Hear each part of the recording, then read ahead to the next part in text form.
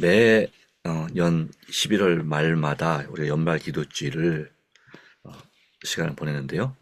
이번에 교회 전에 보시는 것처럼 이 연말 기도주일 제목은 별을 바라보며입니다. 올라가면 별을 바라보며 라고 하는 내용인데요. 가서 그리스도의 재림을 선포하리라 하는 부분인데, 에드먼티스 리뷰라고 하는 세계적인 우리 재림교 잡지에 수록되어 있고 교회제함에 포함되어 있는 것입니다. 원래 보시면 원래는 이 기도주 낭독문은 지난 안식일부터 계속해서 우리가 함께 뭘 하게 되어 있었습니다. 그러나 편의상 개인적으로 하시고, 그래서 개인적으로 읽어보시고 기도하시면 되겠고요. 첫째 안식 시대의 소망에 대한 내용이었고요. 그 다음에 어제는 너의 손밖에 없단다 라고 하는 그런 칼럼이었습니다.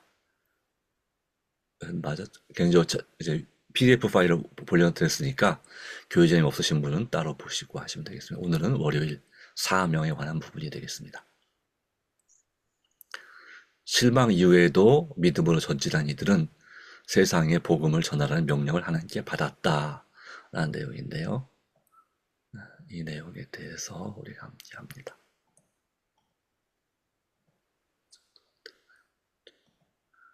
네.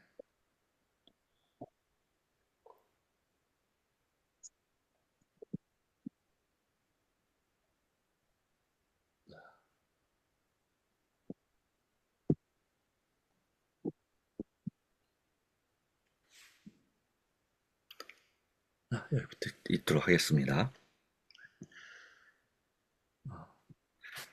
우리는 쉽게 잊어버린다. 약속을 잊거나 열쇠를 어디에 두었는지 기억하지 못할 때가 많다.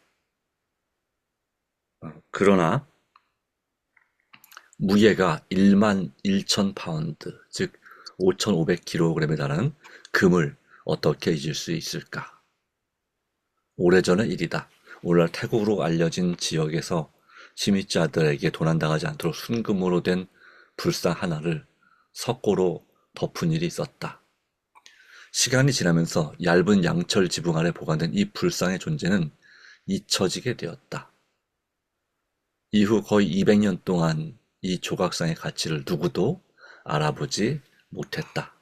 그런데 조각상을 옮기던 중 쓰러지면서 석고의 일부가 깨졌고 마침내 그 아래 감추어진 금이 드러났다.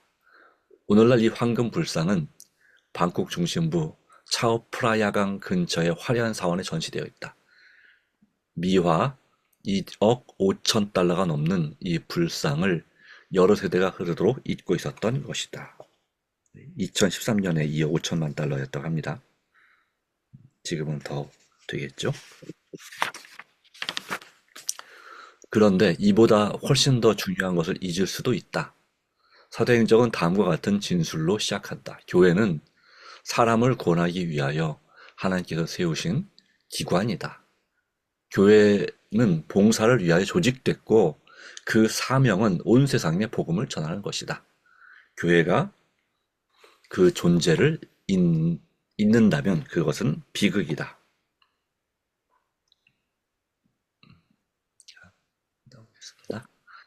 다시 예언하라. 요한계시록 10장은 흔히 대실망이라고 일컫는 사건에 대해 언급한다. 1844년 재림교 목사이자 재림신앙인 침례교 목사이자 재림신앙인 윌리엄 밀러를 따르던 이들은 예수의 재림을 간절히 기다렸다. 이들의 경험은 처음에는 꿀처럼 달달했지만 곧 쓰게 되었다. 그러나 하나님은 실망한 이 무리에게 매우 분명한 지침을 주셨다. 내가 많은 백성과 나라와 방언과 임금에게 다시 예언하여야 하리라. 요한계시록 10장 11절. 실망 이후에도 믿음으로 전진한 이들은 세상에 복음을 전하라는 명령을 하나님께 받았다. 자신들의 기대와 달리 예수께서 재림하시지 않자 밀러주의자들이 의기소침해진 이후에도 교회의 사명에는 아무런 변화가 없었다. 오히려 교회에 주어진 사명은 더욱 뚜렷해졌다. 요한은 요한계시록 10장 이후 세 천사의 기별에 대하여 기록했는데 각 기별은 마지막 시대에 온 세상에 전파되어야 할 메시지를 담고 있다. 그 다음 보겠습니다.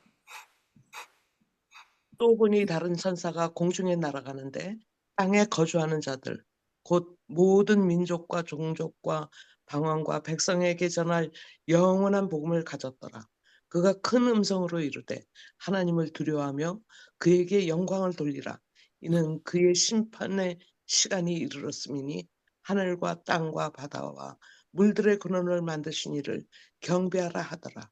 둘째 천사는 바벨론에 대해 그리고 거기서 조장하는 영적 혼란에 대해 경고하면서 무너진 바빌론이 독한 포도주로 세상을 혼란케 했다고 선언한다. 이어지는 셋째 천사의 기별은 타협 없는 경고로 마지막 시대의 큰 배도의 얼매인 자들은 구원받을 수 없다고 전한다. 세 천사의 기별 말미에서는 예수께서 다시 오실 때 그분을 맞이할 준비가 된 자들에게 대해 묘사하고 있다. 성도들의 인내가 여기 있나니 그들은 하나님의 계명과 예수에 대한 믿음을 지키는 자니라. 계시록 14장 12절 말씀. 이 구절 속에 교회의 존재 이유가 담겨 있다. 바로 하늘 아래 모든 피조물에게 복음을 전하는 것이다. 교회가 본연의 사명을 잊으면 정체되고 쇠퇴하며 본래 목적에 다다르지 못한다. 그 사명이란 하나님의 충만함과 넉넉함을 세상에 나타내고 하나님의 영광을 드러내며 하늘에 있는 통치자들과 권위자들에게까지 하나님의 사랑을 최종적으로 온전히 보여주는 것이다. 흘러야 하고 가야 한다. 선지자 에스겔은 교회의 사명을 하나님의 성전에서 흘러나오는 강물로 묘사한다. 처음에는 작은 시내였으나 점점 커져서 건너지 못할 큰 강이 되었다. 이 강은 광야를 지나며 각종 먹을 과실나무를 남겼고 그 잎사귀는 시들지 아니하며 그 열매는 끊이지 아니하고 달마다 새 열매를 맺으리니 그 물이 성소를 통하여 나옴이라. 그 열매는 먹을 만하고 그 잎사귀는 약재료가 되리라. 이 강은 세상의 복음을 전하는 교회를 상징하며 사해로 흘러가 그 물들을 되살아나게 했다. 이 강물이 이르는 곳마다 번성하는 모든 생물이 살고 또 고기가 심히 많으리니 이 물이 흘러들어감으로 바닷물이 되살아나겠고 이 강이 이르는 각처의 모든 것이 살 것이며. 아멘. 그 다음 보겠습니다.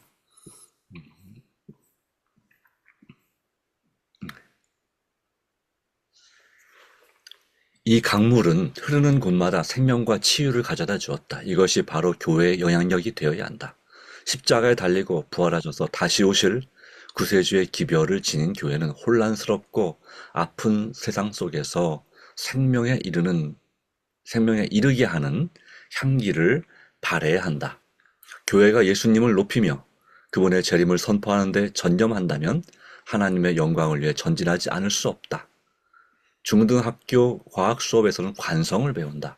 관성이란 움직이는 물체는 계속 움직이고 정지한 물체는 계속 정지해 있으려 하는 성질이며 외부에 힘이 있어야 그 속도나 그 방향이 바뀐다.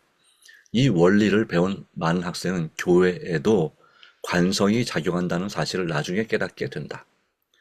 움직이지 않은 교회는 계속 움직이지 않으려고 해서 속도와 방향을 바꾸는 영향들을 거부한다는 것이다. 하지만 교회는 정적이거나 움직이지 않는 존재가 되어서는 안 된다는 사명을 하늘로부터 받았다. 교회는 흐르도록 지상 명령의 표현에 따르면 가도록 예수께 부름을 받았다. 교회를 향한 하나님의 뜻은 명확하다.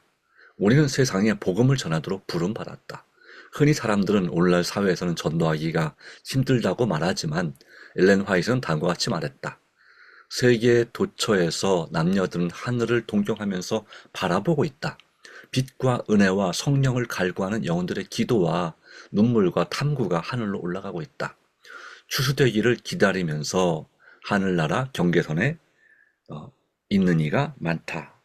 네, 사도행적에 있는 말씀입니다. 109페이지. 세계 도처에서 사람들이 추수되기를 기다리고 있다.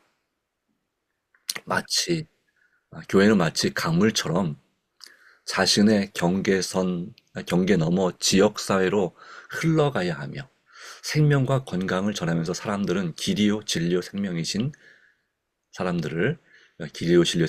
예수께로 인도해야 한다. 요한복음 14장 6절. 우리는 다시 예언하도록 새 천사의 기별을 세상에 전하도록 하나님께 부름받았다. 이 점을 결코 잊어서는 안 된다. 아멘. 아멘. 오늘 내용은 여기까지입니다. 상대적으로 조금 짧은데요. 자, 오늘 내용은 우리가 사명을 회복해야 될 것을 말씀하고 있습니다. 여기 한 예로서 태국의 그 불상을 잊어버렸던 이야기를 하면서 우리 교회의 존재 이유를 잊는 것은 비극이다라고 말하고 있습니다. 자, 교회 존재 이유는 무엇입니까? 사도행전 9페이지에 그리고 이건 그리스도인 선교봉사에서 나오는데 교회는 사람을 구원하기 위해 하나님께서 세우신 기관이다. 교회는 봉사를 위해 조직되었고 그 사명은 온 세상에 복음을 전하는 것이다. 라고 했습니다. 이것이 모든 교인들의 재림교를 넘어서 모든 기독교인들의 습관이 돼야 되고 그런 열심이 있어야 되는데 그 사명은 우리가 예수님께 받은 사명이 대대로 전해져 내려오신 것이기 때문입니다. 이 점을 결코 잊어서는 안 됩니다. 근데 문제는 사단의 이 계략 속에서 우리가 이 점을, 이 복음을 전해야 될 사명과 이 이유나 또 모든 것을 우리가 잊어버리고 있다 하는 것입니다. 왜 그럴까요?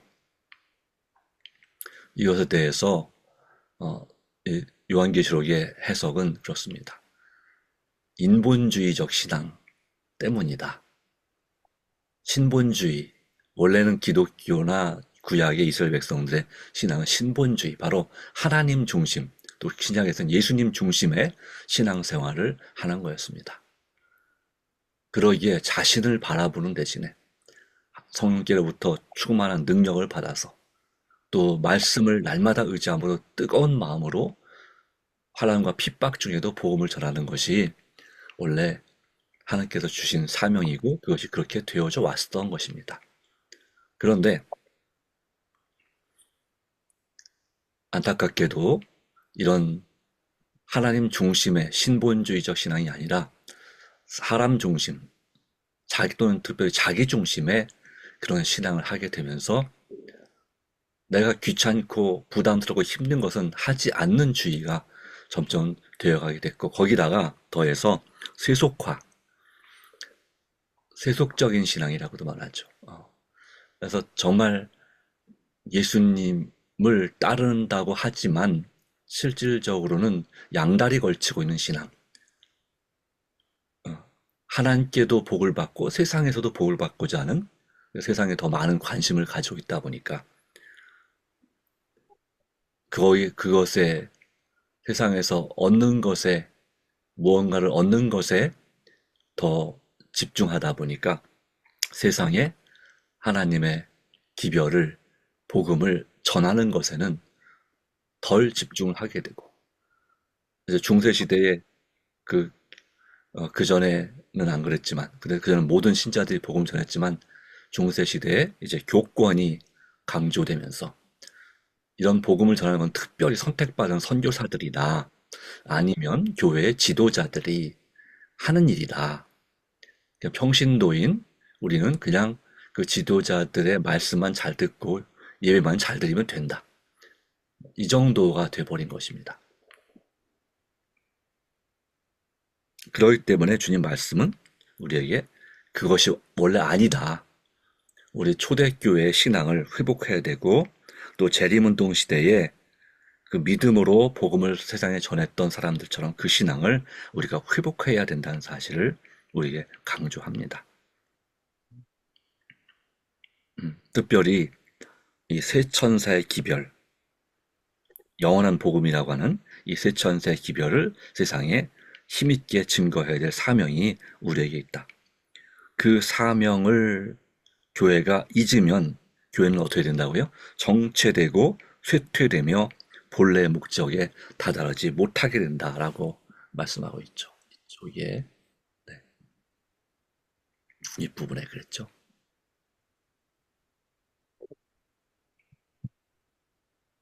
교회 존재 이유는 모든 피조물에게 복음을 전하는 것이다. 특별히 사람들에게. 세천사의 복음도 마찬가지죠. 그 사명이란 뭡니까? 하나님의 충만함과 넉넉함을 세상에 나타내고 하나님의 영광을 드러내며, 위에 하나님의 충만함과 넉넉함을 세상에 나타낸다는 것은 바로 이 안식일 진리 회복을 통한 창조주를 경배하는 첫째 천사의 기별이고요. 하나님의 영광을 드러내며 세상이 하나님의 영광을 높이지 않고 자기 영광을 높이는 모든 바벨론은 영적인 그런 세력들은 무너질 수밖에 없다는 것이고, 그 다음에 셋째 천사의 기별, 하늘에 있는 통치자들과 권위자들에게까지 하나님의 사랑을 최종적으로 온전히 보여주는 것이 바로, 물론 짐승과 그 우상에 경배하고 짐승의 표를 받지 말라는 기별이기도 하지만, 이 말씀은 돌이켜보면 성도들의 인내가 있나니 그들 하나님의 계명과 예수 믿음을 지키는 자니라. 그럼에도 불구하고 하나님의 사랑과 예수 믿음, 그리고 그분의 뜻은 변하지 않고 여전히 이 세상에 베풀어지고 있다는 사실을, 그러므로 우리가 믿음으로 말미암아 살아야 되는 사실을 세상에 전하는 것이 이 재림교회, 이 마지막 때의 예언의 말씀을 갖고 있는 재림교회의 사명이라고 하는 것입니다. 네. 네, 이 사명을 우리가 잊지 말자라는 것이죠. 전도하기 힘들다 할지라도 우리가 준비가 된다면, 우리가 나가서 전도한다면 이런 영혼들은 분명 있다는 것입니다. 세계 도처의 남녀들은 하늘을 동경하면서 바라보고 있다. 빛과 은혜와 성령을 갈구하는 영혼들의 기도와 눈물과 탐구가 바로 하늘로 올라가고 있다고 분명히 말씀하고 있습니다. 추수되기를 기다리면서 하늘나라 경계선에 있는 이가 많다. 아무리 전도가 힘들다 하지만 현재 일반 기독교 신자들이든지, 심지어 더 나아가서 다른 종교이든지 아니면 무신론자 할지라도 그 가운데서 정말 양심적으로 깨어서 그렇게 하늘을 사모하는 분들이, 또 바르게 정말 착하게 살고자 하는 분들이 분명히 있다고 하는 것입니다. 근데 우리가 아무것도 하지 않기 때문에 하나님께서는 그들과 만나게 하실 수가 없는 거죠. 우리가 어떻게든지 세상에 나가서 복음을 전하고자 하고 봉사하고자 한다면 하나님께서는 그런 영혼들의 간절한 그 기도와 또 우리가 복음을 전하고자 하는 간절한 기도를 응답하여서 서로 만나게 하신다고 하는 것입니다. 이 일을 우리가 해야 한다. 담대하게 해야 한다.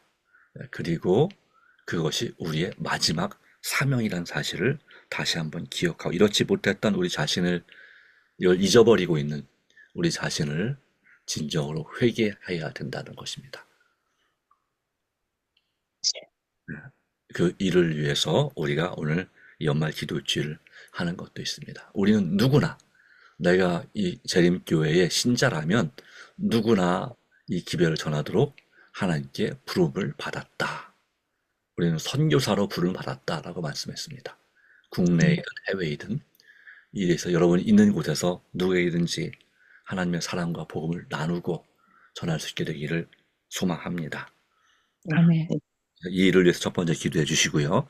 내가 정말 열심을 내고 회개하는 하나님의 사람이 될 수 있도록, 특별히 연말 기도 주일은 내가 1년 동안 지은 죄를, 또 평생 동안 지은 죄를 다시 한번 돌아보는 시간입니다. 혹시나 내가 회개하지 못한 죄가 있다면 진정으로 회개하는 시간이 연말 기도주일입니다. 또 하나는 혹시 내가 아직까지도 누군가와 불편하고 서먹서먹한 관계가 있고 심지어는 얼굴도 보지 않는 그런 관계가 있다면 그것을 회복하도록, 그리고 하나님께서 그 모든 것을 용서하고 또 하나가 될 수 있도록 기도하는 시간입니다. 특별히 내가 지금까지 용서 못한 사람이 있다면 그 사람을 내가 다시 만날 수 없을지라도 그 사람을 진정으로 용서하는 시간이 연말 기도주일입니다. 이를 위해서도, 그래야지 주님 말씀이 그랬죠. 마태복음 5장에